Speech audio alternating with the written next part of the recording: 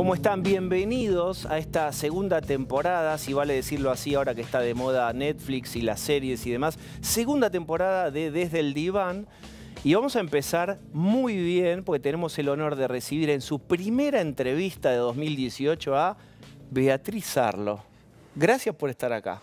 Gracias por invitarme. Vos sabés que hablamos, le contamos a quienes nos ven fuera del aire, que este sillón fue diseñado por un matrimonio de diseñadores que son los IMSS, ella y él.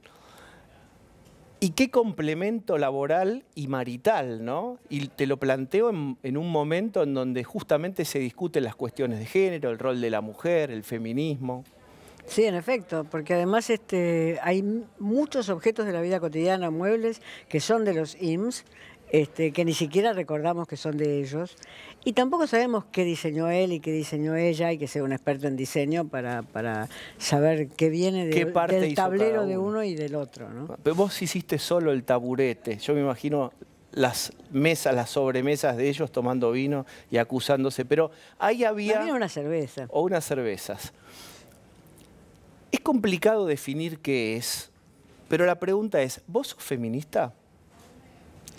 Si ser feminista es estar por la igualdad de derechos de las mujeres, si ser feminista es estar por algunas leyes fundamentales que tienen que ver con la elección, como puede ser la ley de plazos o de interrupción del embarazo, yo soy feminista.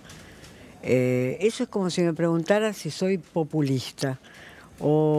Sí, si ser populista es estar por ciertos derechos que el Estado social le puede dar a los individuos y que en la Argentina se llamaron populistas, eso no parece que soy populista, pero no diría que yo soy populista. En el caso de feminista es más fácil identificarse, porque ciertos derechos que todavía no se han conseguido de determinación, de definición de las mujeres en sus vidas, sin duda son los que marcan el campo del feminismo, para hombres y para mujeres. Vos conseguiste una cosa que no es habitual y es tener una voz desde el punto de vista no solamente de la crítica literaria, de tu condición de ensayista y de escritora, sino como analista política, en tu voz femenina, que es como bastante de difícil acceso para otras mujeres. ¿Cómo te sentís con eso? ¿Cómo fue ese tránsito, ese recorrido?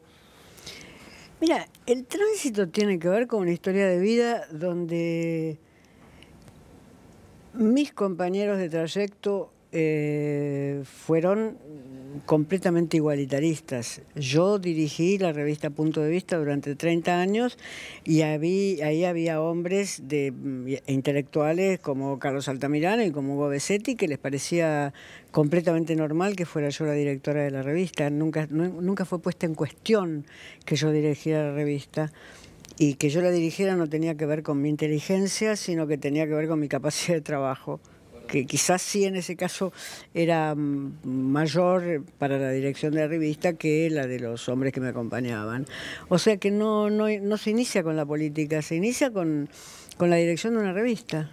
Ahora, tampoco puedo decir que soy la primera en Argentina. Victoria Ocampo dirigió durante 50 años la revista cultural más importante que tuvo la Argentina y la comenzó a dirigir en 1930, comienzos de la década del 30, y fueron hombres los que la impulsaron. Fue Waldo Franco, un intelectual norteamericano, fue Ortega Gasset, español, y fue quien en ese momento era su amante, uno de los grandes amores de la vida de Victoria.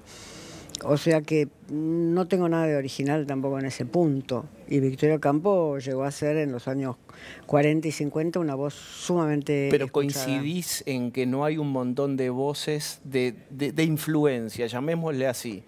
Voces editoriales o de análisis que tengan influencia y que se paren la gente a escuchar.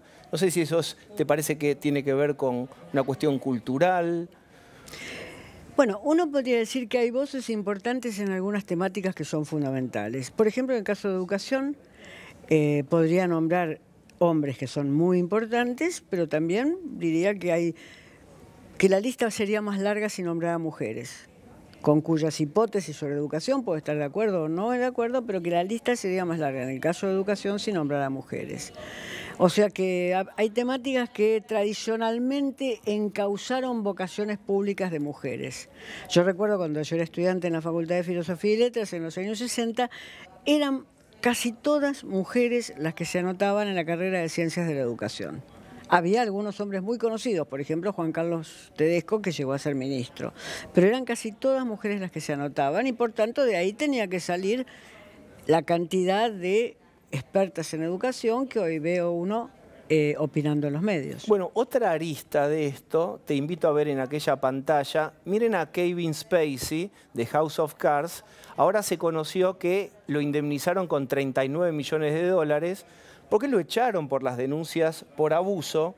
Te invito también a ver lo que le pasó a Minnie, sí, la compañera histórica de Mickey, que después de 40 años recién ahora tiene su lugar en el Hall de la Fama en Hollywood. Digo, como, ¿qué crees que está pasando? Porque es un fenómeno global, no solo en Argentina. Es un fenómeno de creciente visualización de aquellos que no eran visibles o que no tenían la visibilidad que merecían. Eso pasó con los afroamericanos en Estados Unidos, pasó también con muchas resistencias, va a pasar con los chicanos y con los americanos de origen hispánico en Estados Unidos, aunque a Trump quiera no edificar cualquier muro. O sea que es un fenómeno de visualización de aquellos que por razones históricas de enorme injusticia no eran visibles porque además no tenían acceso a los lugares comunicacionales, educativos, que hacen que las personas sean visibles. La cuestión es tener acceso a esos lugares. Bien, pero también aparecen las denuncias fuertes de acoso. Sabés que en todos los ámbitos hay, suponete, te voy a leer una frase fuertísima, sale un artículo en New York Times, Stephen March, que es un escritor canadiense, incluso habla de la naturaleza brutal de la libido masculina. Hay como toda una cosa más fuerte con respecto a la sexualidad masculina y a la libido masculina. Bueno, esa frase me parece lamentable. Es como si yo dijera de la naturaleza pasiva de la libido femenina. Esa frase, la naturaleza brutal de la libido masculina, merece del otro lado que alguien diga y hablemos de la naturaleza pasiva de la libido femenina. Me parece o de la naturaleza histérica de la libido femenina. Me parece una frase lamentable. Creo que ni los individuos ni los grupos pueden ser clasificados de una manera tan esencialista. Ahora, sin duda va a haber reacciones, porque también es probable que del campo en el cual uno encuentra mayores necesidades de derechos haya exageraciones o reacciones que parezcan hiperbólicas, sin duda. ¿Vos creés que puede haber ahora cierta reacción hiperbólica con respecto a lo que puede ocurrir en la interacción entre un hombre y una mujer? Estoy siendo elegante en cómo te lo planteo. Yo no diría en eso, no me podría pronunciar. Lo que yo creo es que se está produciendo una especie de hipérbole de la denuncia que toca un campo y que no toca otros campos. Es decir, no hay nadie que haya salido a denunciar las condiciones de las empleadas domésticas. En Perú, el 34% de las empleadas domésticas, según encuestas que he mirado últimamente, sirven de iniciación sexual de los jóvenes de la familia. Un tercio sirven para eso. Un tercio sirve para eso. Y uno podría decir que eso se potencia o se refleja en otros lugares de América Latina. Eso no tiene planos de televisión. Entonces me parece que algunas de las denuncias al tener las luces de la televisión, se convierten en la noticia del día, y otras que son noticias de hace 200 años, pasan de nuevo desapercibidas, por una parte. Por otra parte, me parece que el valor de la denuncia depende de cuánto arriesgue la persona que hace la denuncia. Una empleada doméstica que vaya y denuncie al niño de la familia por haber usado de objeto sexual, pierde su trabajo y va a ser acusada de prostituta. O sea, que inmediatamente queda en la calle. Y es probable que incluso en su propia familia desconfíen de su historia, de por qué ha perdido su trabajo. Mientras que algo que es iluminado, digamos, por las luces de la televisión y por una carrera largamente exitosa, no puede ni siquiera llegar a ser considerado en sus pormenores. ¿Qué quiero decir considerado en sus pormenores? Yo digo, es muy difícil salir a decir yo fui violada o yo fui víctima de acoso sexual. Es muy difícil. Ahora quizás 20 años o 16 años sean demasiado tiempo para decidirse cuando uno tiene fama, dinero y televisión y medios a su alcance. Bueno, pero también es cierto que hubo denuncias que casi sacaron del circuito a artistas, suponete. Cacho Castaña tuvo que suspender, podemos saltar de Hollywood a Cacho Castaña, viste que en esta charla aparecen todos y de todos los pesos y pelajes, ¿no? Pero prácticamente está, dice él, acosado por las redes sociales, crucificado. Sí, la palabra acosado bueno, ahora va a empezar a usarse como si fuera una pelota de tenis que va y viene por encima de la red, digamos, va a empezar a usarse así. Cacho Castaña, ya sabemos lo que dice, no hay que agregarle un adjetivo más a lo lamentable que dijo. Después aparecieron denuncias de acontecimientos que sucedieron hace 20 años, denuncias protagonizadas por personas que no eran la empleada doméstica de la casa de Cacho Castaña, sino que eran personas que tenían poder en los medios y cuyas familias eran conocidas en los medios. Y entonces ahí yo hago los mismos balances que hago frente a otras denuncias. Entonces me pregunto lo siguiente. ¿Quién garantizaba la vida de las madres de Plaza de Mayo cuando salieron en junio a dar vuelta alrededor del obelisco? No tardaron 20 años. Y lo que podían perder no era una carrera, lo que podían perder era la vida directamente. Entonces hay ciertos niveles de heroísmo social que uno admira y hay otros niveles que dice, bueno, está muy bien que esto se sepa, pero que no se convierte en un acontecimiento admirable. Está muy bien que esto se sepa y a lo mejor como repercute tanto en las redes sociales, hace que la gente pueda salir más a denunciar, que las mujeres puedan salir más a denunciar, pero no son sacrificios equivalentes. Te pongo otro ejemplo. La carrera que arriesgaron todos los y las ayudantes universitarias en 1966 y en 1976 cuando dejaron la universidad. Algunos 20 años después pudieron retomar esa carrera y otros no. Entonces, cuando se habla de que no pusieron en riesgo su carrera o pusieron en riesgo esa carrera, yo tengo también ejemplos de gente que la puso en riesgo porque pensó que ese era su deber moral. Ahora, cuando uno piensa que algo es su deber moral, en ese caso uno tiene derecho a pedir deberes morales en los demás, seguro. ¿Debieron haber denunciado antes, en aquel tiempo? Yo no digo qué debió hacer la gente, yo no digo qué debe hacer una víctima. Simplemente digo qué hicieron otras víctimas para poder tener un panorama de cómo se reacciona frente a una ofensa. Yo no digo qué debe hacer la víctima, de ningún modo. No podría decir, la madre de fulano que es desaparecido no marchó en Plaza de Mayo. ¿Cómo voy a decir esa barbaridad? Bien. Es un tema fuerte, ¿eh? Es un tema fuerte. Incluso quiero mostrarte lo último, que está representado. Jorge Asís viajó a Francia y escribió eso. Europa, extinción casi total de la galantería. Advertencia. Cualquier síntoma de caballerosidad ya sorprende. Puede ser tomado como acoso. O algo peor, como burla. Te comprendo, Belle de Jour Catherine, por Deneuve, ¿no? Como la muerte del galanteo. Sí.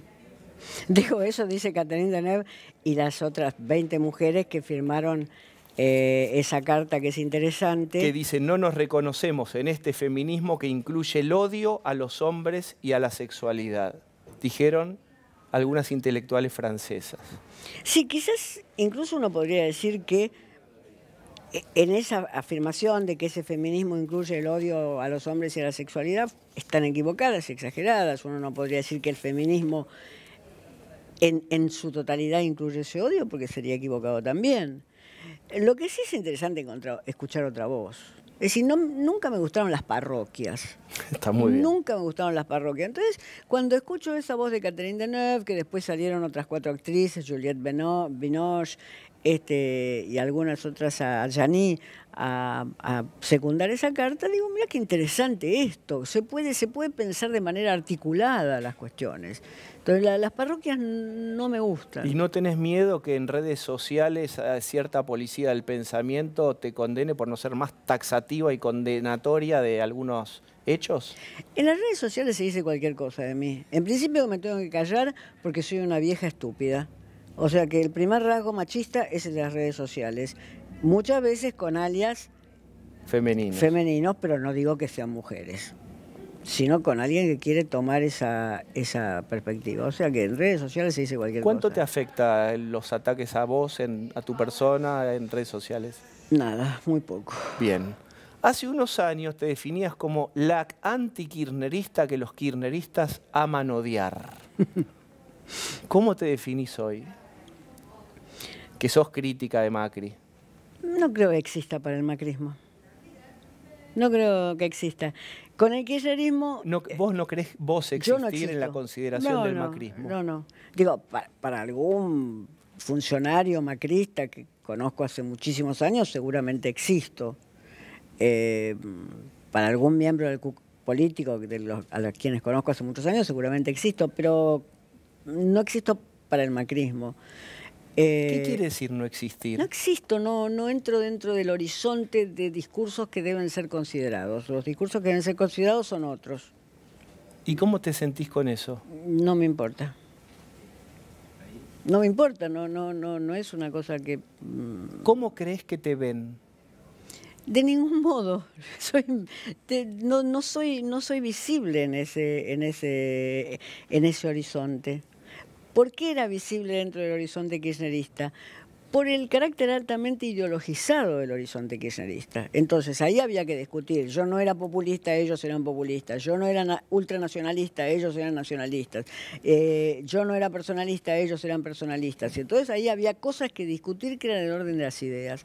En un movimiento político, partido, como quieran llamarlo, donde el orden de las ideas es despreciado, donde lo que se aprecia fundamentalmente es el éxito en la práctica, que espero algún día les llegue, porque por el momento lo que aprecian no les ha sido dado por el destino.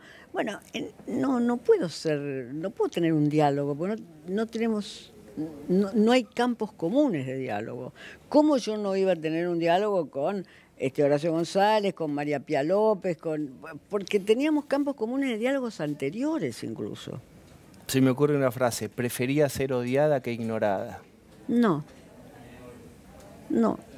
Lo que pasa es que cuando era odiada, era la persona que el macrismo amaba odiar, yo estaba obligada a pensar una serie de temas que son interesantes. Hoy directamente pienso poco en esos temas porque no son los que ocupan el escenario político. ¿Vos crees que hay vacío de política ahora?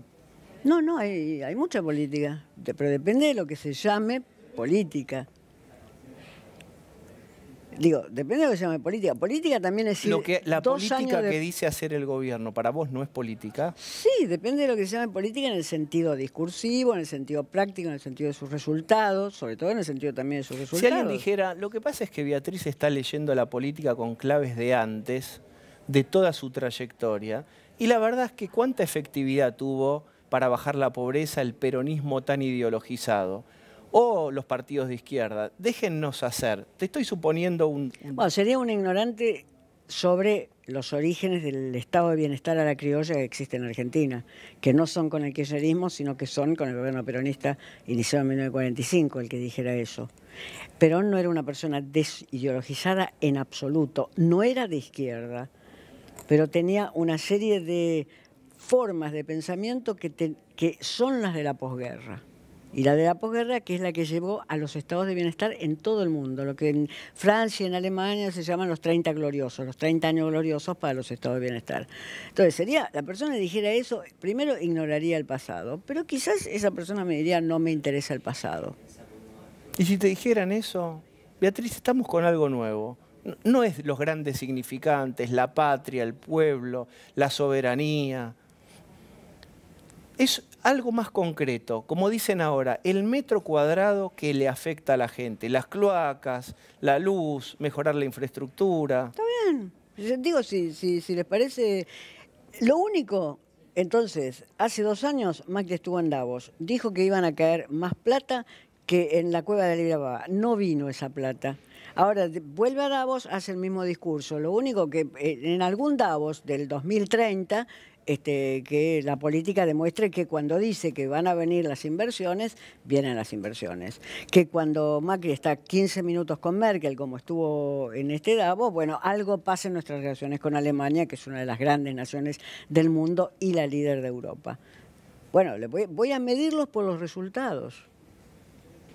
Adivino enorme escepticismo en esa mirada. No, yo no tengo escepticismo, son ellos los que generan el escepticismo. Recuerdo que seguí toda la agenda de Macri de Davos del 2016, porque estaba escribiendo notas en Perfil en ese momento, y sigo la agenda ahora, aunque no escriba ninguna nota. La agenda es más o menos la misma. Macri, Trudeau estaba también en Davos, los diarios argentinos se esforzaban en decir que Macri y Trudeau eran lo mismo, lo cual es completamente disparatado. No hay el primer ministro de un país como Canadá que sea lo mismo que el presidente de un país como la Argentina. Es un acto de nacionalismo disparatado, propagandístico. Macri se encontraba también con personas y decía que todo el mundo le había dicho que lo único que estaba esperando no era ir con su plata a Singapur, sino venir con su plata a Argentina. Bueno, no fue así. Espero que el 2018, que está en Davos, no le dé los mismos resultados que el 2016. Pero lo digo por la Argentina. Déjame jugar ahí a colocarme en el interlocutor que te contesta así. Si no vienen las inversiones, también es por todos los años en donde Argentina no se volvió la chica linda del baile. Digamos, si este campo no es fértil para venir a sembrar... ¿Cuántos años más va a dar intereses el kirchnerismo en ese punto? ¿Cuántos años más? Quiero mostrarte una foto que es Massa reunido con Pichetto, ahí lo ves, y hay alguien que se incomodó con esa foto, que es Margarita, porque en ese encuentro después se habló de, sobre todo Pichetto, de ver si se podía conformar un peronismo de centro. Tu querida Margarita empieza a deshojar la flor ahora. ¿Qué pensás que va a hacer? ¿Y qué futuro le ves vos a la alianza? No sé qué puede hacer Margarita. Sería interesante que se hiciera un peronismo no kirchnerista, que se organizara un peronismo no kirchnerista. ¿Sería interesante? Sería interesante eso. ¿Por qué? Bueno, porque si no, no tenemos plataformas políticas alternativas, salvo el portaaviones de Cambiemos, es decir, donde vos aterrizás con lo que tenés y adelante con los faroles. Entonces sería interesante que hubiera una reorganización del peronismo no kirchnerista, sin Cristina y sin lo que Cristina ha representado en los últimos años. ¿Votarías vos ese armado en 2019? Lo que yo vote tiene poca importancia, no los voté nunca. ¿Nunca votaste al peronismo? Nunca voté al kirchnerismo, nunca. Y al peronismo no lo voté en marzo del 73, donde todo el mundo se metía adentro del sobre con la boleta de Cámpora. ¿Por qué no lo voté? Porque yo era una persona de izquierda, que pertenecía a partidos marxistas que no votaban al peronismo, etc. No porque fuera muy inteligente, era más bien estúpida, pero no lo voté. Pero además, si lo hubiera votado, no tendría inconveniente en decir que había votado a Cámpora. No, pero para adelante, si votarías, si te parece más apetecible políticamente un peronismo no kirchnerista que votar a Cambiemos nuevamente, sea Macri o Vidal. A ver, ¿por qué no pensamos que, dado que todo el mundo habla, desde Kirchner hasta estos que gobiernan ahora, hablan de que la Argentina tiene que parecerse a los países normales, digamos, ¿por qué no pensamos que uno es libre en cada uno de los momentos del voto? Que ya el destino de la patria no es como si se atravesara la cordillera de los Andes en cada elección. ¿Por qué no pensamos que yo puedo votar en la elección pasada de legisladores? Voté a Ramal, del PO. Como hacen tantos intelectuales europeos que conozco, que un día dicen, no voy a votar a este candidato socialdemócrata, no voy a votar a este candidato socialcristiano, voy a votar a este candidato que por lo menos me va a garantizar que va a votar a favor de esta ley que a mí me interesa que salga. Para vos ¿Por qué no empezamos a pensar eso? Porque la próxima vez que se vote en la ciudad, se va a votar jefe de gobierno de la ciudad. Por cierto, no lo voy a votar a Rodríguez Larreta. Entonces, si aparecen otros candidatos, sean peronistas o no peronistas, yo creo que en Buenos Aires no van a aparecer candidatos peronistas, pero pueden aparecer otros candidatos de origen no peronista, si los dejan. ¿Lustó, por ejemplo? Sí, si Macri no lo manda de embajador a Júpiter, y Lustó comete el error de aceptar la embajada en Júpiter. Bueno, uno puede tener otras opciones. Bien. ¿Por qué no? No, pero absolutamente. ¿Y Margarita? Margarita, en la hipótesis de que el peronismo logre un sistema de pactos internos que excluya al kirchnerismo, ella puede ser un interlocutor exterior a ese sistema de pactos, pero un interlocutor importante porque ella ya ha hecho una experiencia con Massa en la provincia de Buenos Aires. O sea, puede ser un interlocutor importante. Alguien que parecía que nunca iba a hacer una experiencia en relación con alguien de origen peronista, la realizó. Entonces puede ser un interlocutor importante. El destino de todas maneras no lo tiene garantizado nada, pero puede ser interesante. Un pequeño partido muy institucionalista, muy constitucionalista en una provincia que tiene como el destino de ser gobernada por el populismo, sea populismo macrista o populismo peronista. Es decir, que tiene el destino de ser gobernada con lo que le pasa al gobierno nacional y con su subordinación al gobierno nacional, ya sea del color que sea. Bien. Sería interesante, Margarita, ahí. ¿Vos ves algún plan económico alternativo firme y nítido? No soy economista. Si me preguntás sobre algún plan estético, podría contestarte, pero no soy economista. Vamos a viajar en el tiempo. Viste que a veces existen los recuerdos menos nítidos, también los falsos recuerdos. Hay una imagen, si uno pudiera ver, de la plaza del 45, donde si uno va haciendo un zoom, en aquella plaza del 45 está Beatriz Arlo sobre los hombros del tío Fernando. Hay esa imagen, yo creo que es un falso recuerdo. Yo creo que es un falso recuerdo porque no sé si se puede recordar algo que sucedió cuando yo no había cumplido todavía 3 años, tenía 3 años, o sea que creo que es un falso recuerdo. Sin duda, ese tío, que era un abogado que tenía el estudio muy cerca de la Avenida de Mayo, me hablaba todo el tiempo de política, desde esa edad, y es probable que nadie se diera cuenta en una familia donde había mucha gente dando vuelta, que el 17 de octubre me agarró y me llevó no a la plaza, sino a su estudio. Entonces, el falso recuerdo es que yo estoy sobre sus hombros, mirando una manifestación desde atrás, donde lo que veo, por eso digo que tiene todos los elementos del falso recuerdo, donde lo que veo, además de las pancartas, es un corsé de una mujer como los que usaban las damas de sociedad, convertido en pancarta. Ese elemento marca el falso recuerdo, ¿no? Porque es un elemento medio externo, casi medio oniroide. Muy de sueño. De todas maneras, me gusta pensar que estuve...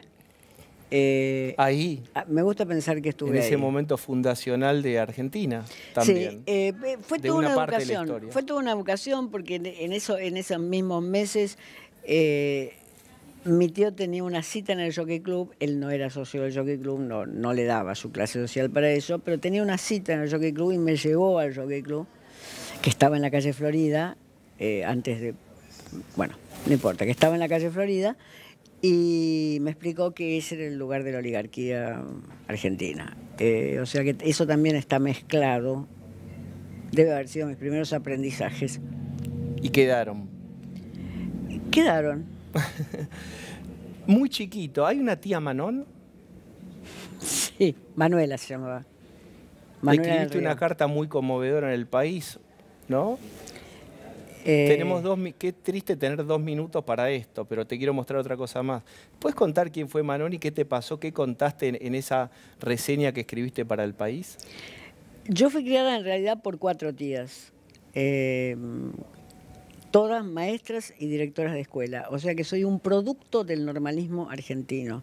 Es decir, todo lo que en mí se critica y quizás algunas cosas buenas que pueda llegar a tener, son producto del normalismo argentino en su gran época, que es la primera mitad del siglo XX. Esas fueron las personas que me criaron. Cada una tenía su vertiente particular en su crianza. Una me llevaba a la Boca para ver los cuadros de Quinquela Martín, y Manuela, a quien le gustaba mucho comer, salíamos a darnos grandes atracones. Esa carta que yo escribí a alguien que ya ha muerto es la carta que le escribí le hubiera escrito cuando ella tiene lo que hoy se llama una ACV, Una ACV. después de un gran atracón. Y en el cual yo me niego a ir a verla, no quiero verla. Porque no ya la no va veo. a ser esa tía. Efectivamente, no. Esto es la carta de la crueldad de una chica que dice, o te quiero buena, O y no te saltando, o no te quiero. Y quiero por último que veamos a otra chica que te quiero buena o no te quiero. Miren a quién vamos a presentar ahí. ¿Quién es esa chica? Vengo a ser yo. Vengo a ser yo debe haber sido 1963, por ahí. Muy cortito, porque tenemos que irnos. Dale un consejo a esa chica. Desde el hoy, en un ejercicio contrafáctico, obviamente, inexistente, pero interesante, háblale a esa chica. Dale un consejo. Que aprenda alemán antes de lo que lo hice yo. El resto se equivocó cuando se tenía que equivocar y la pegó cuando el destino quiso que la pegara. Pero eso sí, el consejo es que yo aprendí tarde alemán, que aprenda alemán en ese momento. Beatriz, muchísimas gracias por este primer Desde el Diván.